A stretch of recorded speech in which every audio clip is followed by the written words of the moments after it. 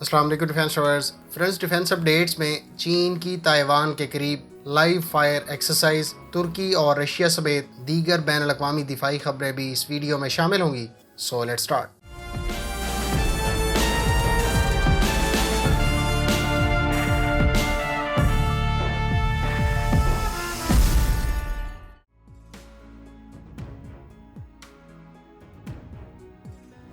Chinese media sources کے مطابق چین کی فوج نے جزیرہ نما تائیوان کے ارد گرد مختلف پوائنٹس پر لائیو فائر مشقوں کا انعقاد کیا۔ PLA کی مشرقی تھیٹر کمانڈ نے یہ مشقیں امریکہ اور تائیوان کی طرف سے حالیہ دنوں میں اکسانے والی منورز کے جواب میں کی۔ حکام کے مطابق یہ مشقیں حالیہ دنوں میں خطے میں تائیوان اور امریکہ کے بڑھتے جارحانہ اقدامات کا مؤثر جواب تھیں۔ ان مشقوں میں لائیو ویپنز فائر کیے گئے۔ ایک اور خبر کے مطابق آج سوشل میڈیا پر ایک چائنیز اسٹیلتھ ہیلی کاپٹر کی شارٹ فوٹیج بھی دیکھنے کو ملی ہے، جس پر آنے والے دنوں میں کوئی تفصیلات سننے کو مل سکتی ہیں۔ تاہم چین کی جانب سے اسٹیلتھ ایئر کرافٹ اور اسٹیلتھ ڈرون ڈیولپمنٹ کے بعد اسٹیلتھ ہیلی کاپٹر کی ڈیولپمنٹ ایک خوش آئند اور اچھی ڈیولپمنٹ ہے۔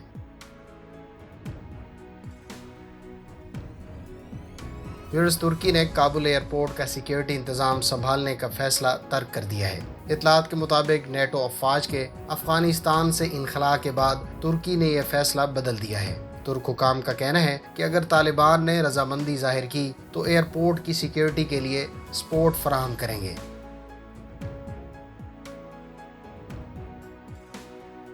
رشین نیوی کے لیے تیار کردہ امپروو کلو کلاس کی تیسری سب مرین پر سی ٹرائلز شروع کر دیے گئے ہیں۔ یہ آبدوز 10 نومبر کو باقاعدہ رشین نیوی کے ہینڈ اوور کر دی جائے گی۔ اس پروجیکٹ کے تحت رشین شپ یارڈ ٹوٹل 6 سب مرینز تیار کر رہی ہے، جس میں سے پہلی 2019 میں نیوی کے حوالے کی گئی تھی۔ اس امپرووڈ سب مرین کی ڈسپلیسمنٹ 3900 ٹن، رینج 7400 مائلز اور یہ 300 میٹر گہرائی میں ڈائیو کر سکتی ہے۔ ان آبدوزوں کو کیلبر کروز میزائل سے لیس کیا گیا ہے، جن کو ٹارپیڈو ٹیوب سے فائر کیا جاتا ہے۔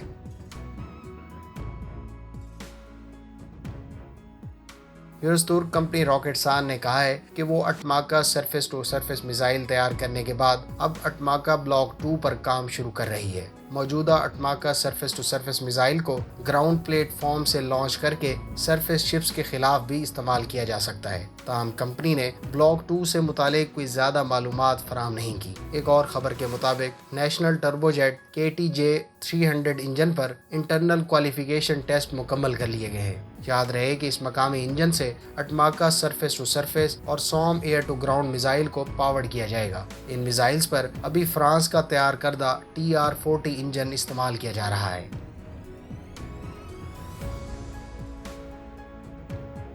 فرینڈ، سائپرس کے بارے میں اطلاعات ہیں کہ وہ اپنے 11 Mi-35P گن شپ ہیلی کاپٹرز سربیا کو فروخت کر رہا ہے۔ سائپرس خود نئے اٹیک ہیلی کاپٹر ایکوائر کرے گا جو اگلے 10 سال میں خریدے جائیں گے۔ اس میں سے 6 ہیلی کاپٹر سائپرس خود نئے اٹیک ہیلی کاپٹر ایکوائر کرے گا۔ سائپرس ٹوٹل 12 ہیلی کاپٹرز خریدے گا، جس میں سے 6 اٹیک ہیلی کاپٹر ابھی اور 6 بعد میں خریدے جائیں گے۔ حکام کے مطابق سائپرس 2022 سے پہلے Mi-35 کو فروخت کرنا چاہتا ہے تاکہ اسے ان ہیلی کاپٹرز کے اوور ہال پر $117 ملین خرچ نہ کرنا پڑے۔ فرینڈز، یہ تھیں آج کی ڈیفینس اپڈیٹس۔ امید ہے اس ویڈیو سے آپ کی انفارمیشن میں اضافہ ہوگا۔ ملتے ہیں نیکسٹ ویڈیو کے ساتھ۔ اپنی دعاؤں میں یاد رکھیے گا۔ اللہ حافظ۔ پاکستان زندہ باد۔